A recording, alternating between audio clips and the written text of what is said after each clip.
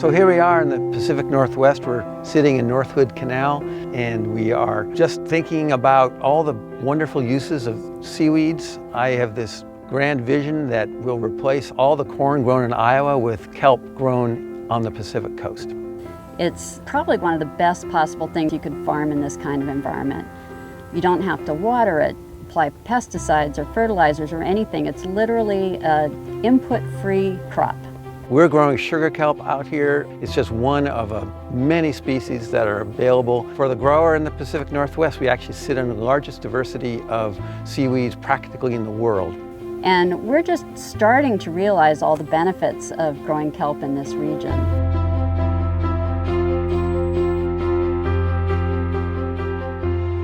So I've been a shellfish farmer now for about 30 years, and about 10 years or so ago, we really started noticing in the hatchery environment that the oyster larvae just weren't thriving. And it all turned out to be issues associated with this emerging global problem of ocean acidification. Our human carbon dioxide emissions are literally acidifying our oceans. And this is a global problem, but it's particularly bad here in the Pacific Northwest. And here in Puget Sound, we've got vulnerable animals like oysters and other shell-forming organisms that are having a hard time maintaining their shells as the seawater that they live in becomes more corrosive.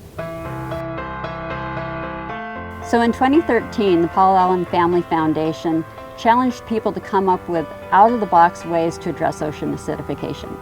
And Joth Davis and I and Betsy Peabody with the Puget Sound Restoration Fund and a couple of other scientists, we got together and pitched an idea to this contest that was based on the concept of phytoremediation.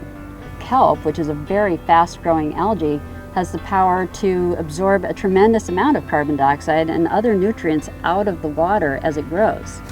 So we wanted to see if we could harness this power of kelp to actually mitigate the effects of ocean acidification locally, here in a small part of Puget Sound, about the size of a shellfish farm.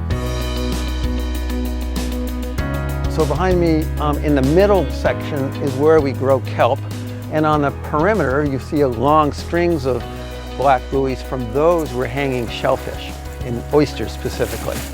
And we recruited a crack team of scientists and aquaculture experts to conduct an experiment at Joth's farm.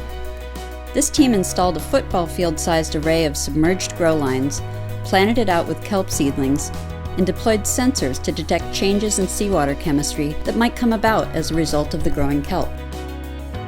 The kelp grew really well, but it turns out the currents here were too fast for it to measurably improve seawater chemistry.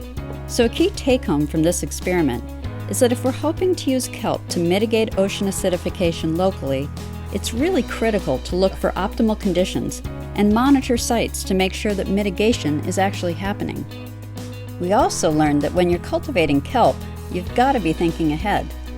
By the end of our first growing season, we had an enormous crop. What we didn't have was a plan for what to do with it. Fortunately, Eli Wheat, an agroecology expert at the University of Washington and the owner of Skyroot Farm on Whidbey Island nearby, came to the rescue. Where we saw 14,000 pounds of homeless kelp, Eli saw captured carbon and nutrients. So Eli offered to have us deliver the entire harvest to his farm, and then he would do experiments on how to incorporate that kelp into the soil to improve productivity. My background as an ecologist is in thinking about systems, and so when we started farming here, we wanted to take our understanding of ecology to approach the farm from a systems thinking perspective. And so the kelp project just really fit into that bigger vision of nutrient recycling on the farm. It's like this incredible cross ecosystem connection. So you're growing kelp in the water to reduce ocean acidification and benefit bivalve growth. And we can then take that kelp, which has been so beneficial in the marine environment, and bring it onto our farm and use it to increase the productivity of our farm as a system. So it felt like, wow, this is a totally amazing opportunity. There's no downside of growing seaweed. You could grow for biofuels, you can grow seaweeds for fertilizers, compost, and I think the highest and best use is growing seaweeds for food. Chefs and consumers are clamoring for this new, exciting, sustainable, delicious product. And who knows what's going to happen in the next 20 years.